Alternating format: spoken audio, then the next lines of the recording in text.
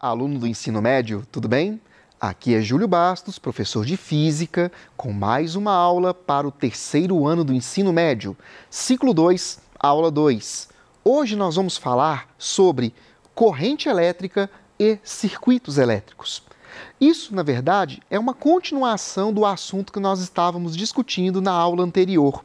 A gente falou sobre campo elétrico, sobre potencial elétrico. A gente vai continuar agora aprofundando nossos estudos na eletricidade para entender coisas mais próximas da nossa realidade.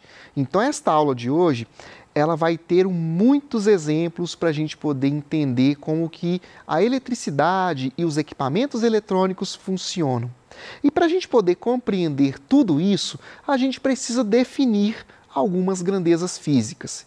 E eu vou começar definindo na aula de hoje o conceito de corrente elétrica.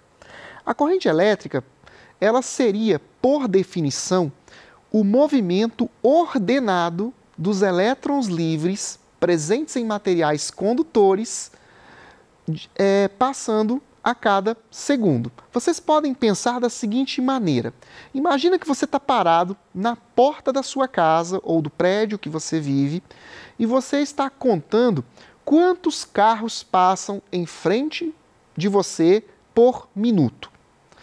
Pensando a nível microscópico, seria essa a definição de corrente elétrica: a quantidade de elétrons ou de carga elétrica que passa numa determinada parte de um fio condutor a cada segundo, ok?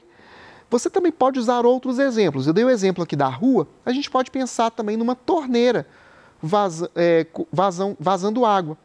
Você pode ter mais água descendo ou menos água. É o fluxo de água que está passando ali que vai também representar algo semelhante à corrente elétrica, ok? Só que é importante destacar que o movimento desses elétrons livres tem que ser ordenado. Por que eu estou deixando isso muito claro e até sublinhei a expressão movimento ordenado ali? Se eu pego um pedaço de fio simples, sem nada, ele possui elétrons livres em movimento. Porém, esse movimento acontece de modo aleatório. Então é necessário que exista alguma coisa que torne esse movimento ordenado. O que vai provocar esse movimento ordenado? É justamente a diferença de potencial entre os dois pontos do condutor. O assunto que a gente falou na última aula, né? Se eu tenho uma diferença de potencial entre dois pontos, eu vou ter a corrente elétrica, que é esse movimento ordenado das partículas, tá bom? E para a gente poder calcular essa intensidade de corrente elétrica, nós usamos a expressão que está aqui, quantidade de carga Q dividido pelo tempo. Lembrando, gente, que carga elétrica, vocês viram lá no PET 1, é um produto da carga elementar, que é a carga que eu vou ter em um elétron, multiplicado pela quantidade de elétrons, tá? Então aqui eu estou mostrando uma expressão um pouco mais compacta para vocês. E a unidade de medida que nós vamos ter para a corrente elétrica seria o coulomb dividido por segundo. Só que falar coulomb por segundo é um negócio que fica enjoado. Então se troca por ampere ou ampere. Alguns falam ampere, outros falam ampere. É a mesma coisa. Tá? Só que essa unidade, o ampere, de corrente elétrica, ela pode ser trabalhada com alguns submúltiplos, ou seja, valores menores que 1 ampere. Normalmente você trabalha com o miliampere, que seria a milésima parte do ampere, ou o microampere, que é a milionésima parte do ampere. Tá? Em aulas futuras a gente vai até voltar nesse assunto para falar um pouco sobre questões que envolvem a corrente elétrica e alguns efeitos, tá? Mas por enquanto o que a gente precisa conhecer é essa definição. Vamos ver como é que se aplica isso num exemplo? Olha só, uma corrente elétrica de intensidade igual a 8 amperes percorre um fio condutor. Determine o valor da carga que passa através de uma seção transversal em 1 minuto. O que é a seção transversal? Lembra que eu falei no começo que é a quantidade de cargas que passa numa determinada parte do fio por tempo? Seria isso. Vamos imaginar que eu tenho um pedaço de fio aqui, eu vou colocar uma espécie de um radar com câmera para contar quantas cargas ou quantas partículas vão passar por ali, certo? Seria isso. Então, eu já dei para vocês quais informações? Dei a intensidade da corrente elétrica e já dei um tempo. Só que presta atenção, eu dei um tempo aqui em minuto. Eu vou ter que passar esse tempo para segundo também. 1 minuto tem 60 segundos, não esqueçam disso. Então aqui, ó, aplicando a equação que eu mostrei agora há pouco para vocês, corrente elétrica, que é igual a 8, isso vai ser igual a Q sobre 60. Resolvendo aqui, nós vamos ver que a quantidade de carga que passou por aquele pedaço de fio em 1 minuto corresponde a 480 Coulomb, ok? Eu posso calcular carga, posso calcular tempo, posso calcular corrente. Claro, dentro de cada exercício você vai ter as suas particularidades, beleza? Continuando, gente, mesmo que a gente esteja falando de um fio condutor, ou seja, é um elemento que tem facilidade de conduzir corrente elétrica, haverá uma propriedade nesse material que vai tornar essa tarefa um pouco mais complicada para os elétrons livres. Essa característica de dificultar o movimento de partículas em um material condutor, nós chamamos de resistência elétrica. Vocês podem pensar da seguinte maneira: imagina que você estivesse na sua sala de aula, lá na escola que você estuda, e você vai sair para a hora da merenda. Você vai sair para a merenda, só que o corredor está lotado de gente também, querendo sair ao mesmo tempo. Principalmente quando o lanche é gostoso, né? Se é um feijão tropeiro, alguma coisa assim, o pessoal fica doido para chegar lá para merendar, não é? Então imagina que o corredor está lotado de gente. Então você vai ter uma grande dificuldade para atravessar esse corredor, ou seja, vai ter uma grande resistência. Se esse corredor fosse mais comprido, se eu tivesse um corredor com 5 metros de comprimento, eu vou ter uma certa dificuldade. Se esse corredor tivesse 50 metros de comprimento, seria bem mais difícil, não é? Então a resistência elétrica, ela depende de alguns fatores. Um deles é justamente o comprimento desse fio. Quanto mais extenso ele for, maior será a resistência que ele vai impor ao movimento dos elétrons. Ah, e se o corredor fosse mais largo, por exemplo? Se eu tivesse um corredor que fosse 2 vezes mais largo que o normal, seria mais fácil ou mais difícil, pessoal? Seria mais fácil, né? Se considerarmos que temos a mesma quantidade de pessoas, claro. Então seria mais fácil atravessar ali. Ah, e se não fosse um corredor, se fosse, de repente, dentro de uma piscina? Opa, uma piscina é mais difícil de você se movimentar, não é? Então, dependendo também do tipo de material, você vai ter uma maior ou menor dificuldade para que esses elétrons se movimentem. Essa característica, que eu acabei de dar o exemplo da água, a gente chama na eletricidade de resistividade, ok? Então, cada material possui uma resistividade diferente, beleza? Então, juntando todas essas ideias, a gente calcula a resistência. Eu não coloquei aqui a expressão matemática, porque normalmente nós trabalhamos isso apenas no aspecto conceitual. Tá bom? O que a gente trabalha mais é com a ideia da lei de Ohm. Essa lei, pessoal, é uma das coisas mais importantes que vocês, alunos do 3º ano, precisam saber quando estamos estudando eletricidade e eletrodinâmica. A lei de Ohm, ela relaciona 3 grandezas que a gente vai encontrar em circuitos elétricos, que eu vou falar daqui a pouquinho. Nós relacionamos corrente elétrica, diferença de potencial, que a gente falou na aula anterior, e resistência elétrica. A gente junta essas 3 ideias numa expressão matemática bem simples, que é essa daqui, ó. V é igual a R vezes I. Eu estava lembrando, hoje mais cedo, quando eu estava no ensino médio ainda, já faz uns 25 anos mais ou menos, eu tinha um colega que me ensinou uma maneira da gente memorizar essa expressão aqui. Ele chamava essa lei de Ohm assim: você ri. Então é uma forma que você pode usar também para lembrar da lei de Ohm em sua construção. Como é que você vai aplicá-la nos exercícios? Vai depender, claro, das informações que foram dadas para você. Eu vou mostrar aqui justamente um exemplo para vocês verem como é que funciona. Olha só. Uma lâmpada de uma residência é ligada a uma voltagem. Voltagem é a mesma coisa que diferença de potencial e tensão, beleza? Só para vocês entenderem, são sinônimos. Voltagem de 120 volts. Então, uma corrente de 2 amperes passa pelo circuito. Está errado aqui, é passa, tá, gente? Ignorem o para aí, é passa pelo circuito. qual o valor da resistência do filamento da lâmpada. Filamento é aquele fiozinho que fica dentro da lâmpada, beleza? Antigamente, as lâmpadas que a gente comprava no supermercado eram lâmpadas de filamento. Você tinha uma parte de vidro, que era o bulbo, e dentro do bulbo você tinha aquele fiozinho que parece uma molinha, que quando você ligava o interruptor, ele acendia porque ele esquentava.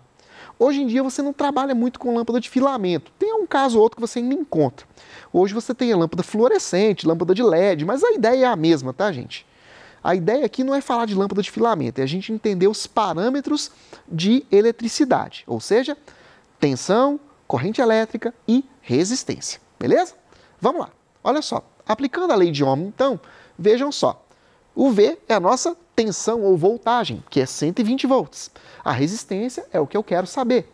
E a corrente já está em amperes, então não precisa substituir nada, já está no valor certo, 2 amperes. Fazendo aqui, nós vamos encontrar que a resistência desse filamento é igual a 60 ohms.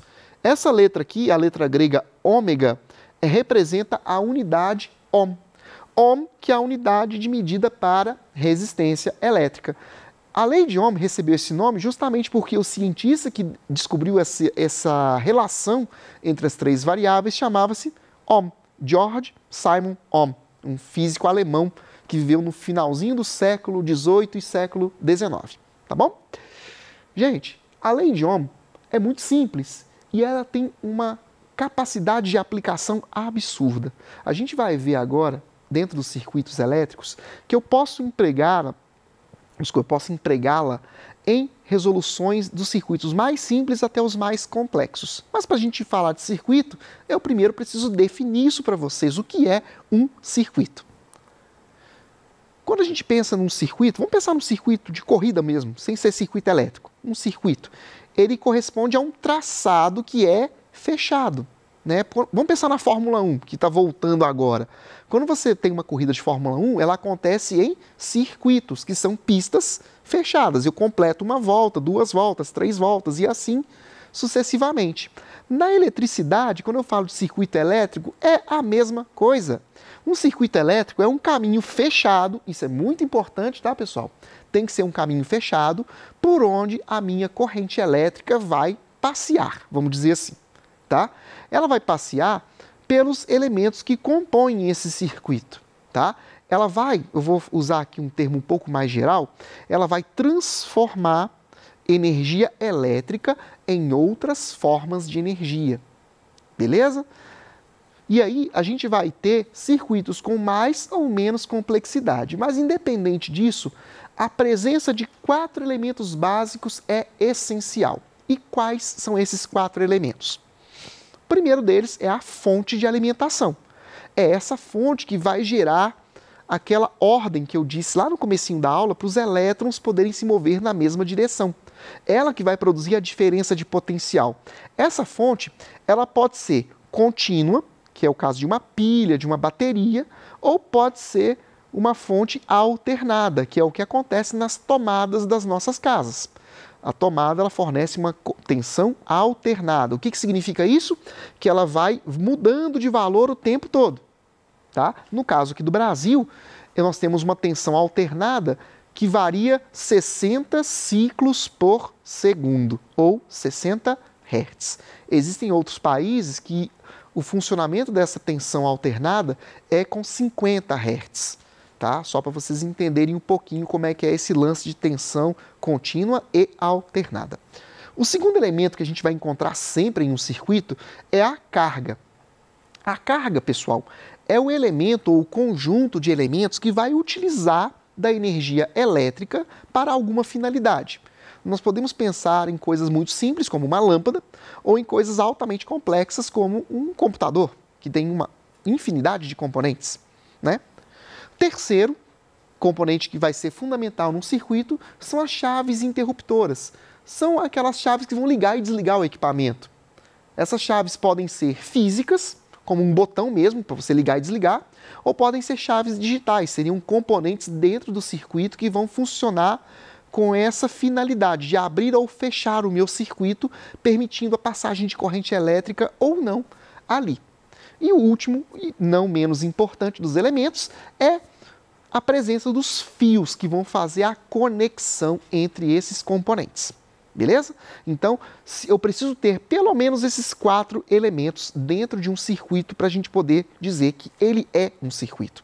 Então, eu vou começar dando um exemplo bastante simples para vocês aqui de um circuito. Olha só, nós temos aqui uma pilha que tem acendendo uma lâmpada. Aqui nem tem um interruptor, nem tem a chave liga e desliga, né? Então, a gente tem aqui uma lâmpada acesa através de uma pilha. Pode ser uma lâmpada de lanterna, tá? Mas, como eu disse, circuitos elétricos, eles podem ser desde coisas muito simples, como esse aqui, como coisas bastante complexas, com muitos e muitos componentes, tá? E todo circuito, ele tem uma finalidade. Eu posso ter um circuito simples para uma lanterna, que eu vou usar para iluminar um dia que faltou luz na minha casa. Ou posso pensar num circuito de um celular, que aí você tem vários e vários componentes que vão gerar imagem, vão gerar som. Posso pensar num chuveiro, posso pensar numa televisão, num computador, sei lá, tem aí infinidades de elementos que eu posso pensar. Rádio-relógio. Rádio-relógio não é muito usado hoje em dia, né? Na minha época de adolescente a gente usava rádio-relógio, né? Hoje em dia vocês não usam, usam o próprio despertador do celular. Câmeras fotográficas, essas digitais, têm circuitos também com componentes eletrônicos.